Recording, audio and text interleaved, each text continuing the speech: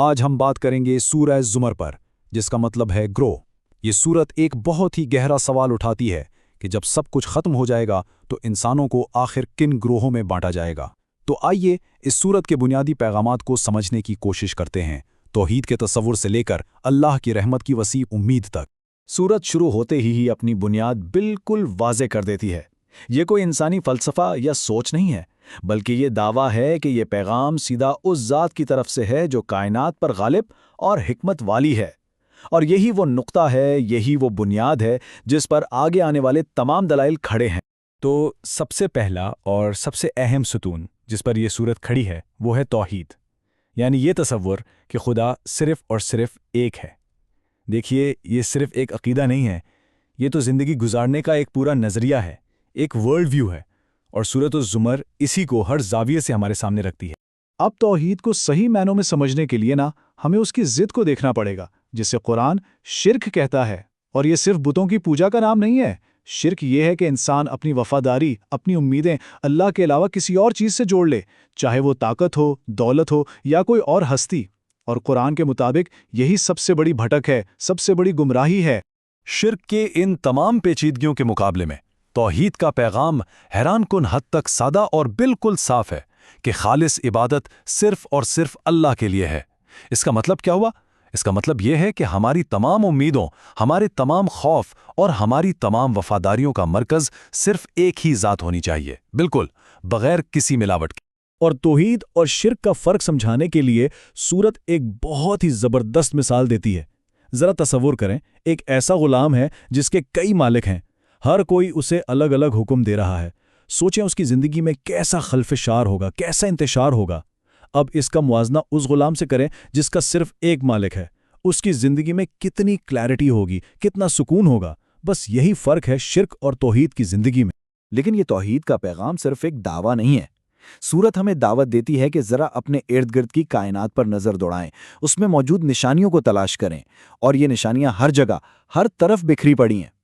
سورت ہمیں کہتی ہے کہ کائنات کو ایک کھلی کتاب کی طرح پڑھو۔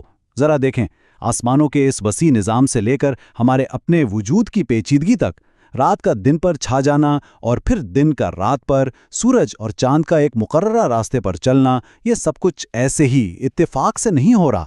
یہ سب ایک بہت ہی ذہین ڈیزائن کی نشانیاں ہیں، اور یہ ساری نشانیاں مل کر صرف ایک ہی خالق کی طرف اشارہ کرتی ہیں۔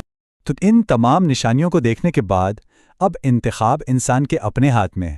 سورت بالکل صاف صاف بتاتی ہے کہ ہمارے سامنے دو راستے ہیں، اور ہم جو بھی راستہ چنیں گے وہی ہمارے انجام کا فیصلہ کرے گا۔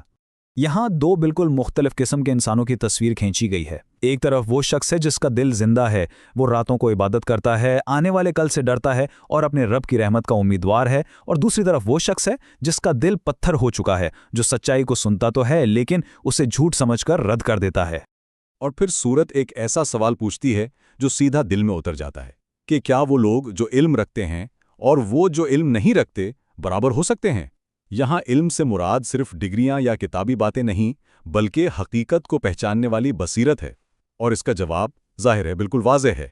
اچھا، تو یہ زندگی بھر کے انتخاب، یہ سارے اعمال، آخر ان کا نتیجہ کیا نکلے گا؟ اب سورت ہمیں اس دن کی طرف لے کر جاتی ہے جب ہر چیز کا حساب لیا جائے گا، یوم حساب، یعنی حتمی جواب دہی کا دن۔ اس دن کی شروعات ایک بہت بڑے کائناتی دھماکے سے ہوگی۔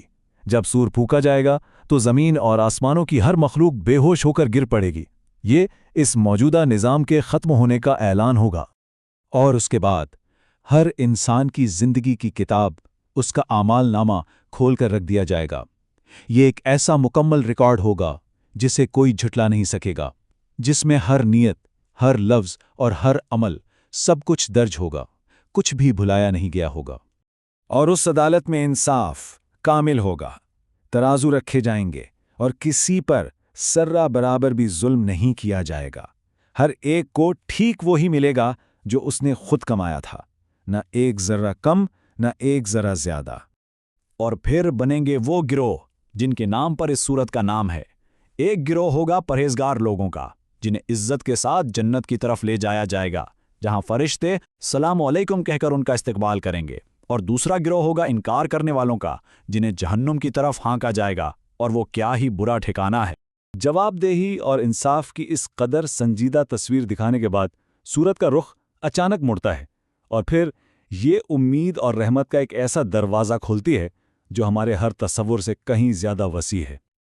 یہ آیت قرآن کی سب سے زیادہ امید دلانے والی آیات میں سے ایک ہے۔ یہ اللہ کی طرف سے ایک براہ راست پکار ہے اپنے بندوں کے لیے کہ اے میرے بندو، جنہوں نے اپنی جانوں پر زیادتیاں کی ہیں، اللہ کی رحمت سے مایوس مت ہونا، کیونکہ اللہ تو سارے کے سارے گناہ معاف کر دیتا ہے۔ توبہ کا دروازہ کبھی بند نہیں ہوتا۔ تو سوال یہ ہے کہ اس رحمت کو پایا کیسے جائے؟ سورت اس کے لیے 3 قدموں کا ایک بالکل واضح راستہ بتاتی ہے۔ پہلا، اپنے رب کی طرف پلٹ آؤ۔ دوسرا، خود کو اس کے حوالے کر دو، اس کی اطاعت کرو۔ اور تیسرا، اس بہترین کلام کی پیروی کرو جو ہدایت کے لیے بھیجا گیا ہے۔ اور آخر میں سورت ہمیں ایک ایسے سوال پر چھوڑ جاتی ہے جو ہر خوف، ہر فکر اور ہر پریشانی کا جواب ہے۔ سوال یہ ہے، کیا اللہ اپنے بندے کے لیے کافی نہیں ہے؟ یہ ایک سوال توحید، توکل اور بھروسے سب کا نچوڑ ہے، اور اسی سوال کے جواب میں انسان کی حقیقی آزادی چھپی ہے۔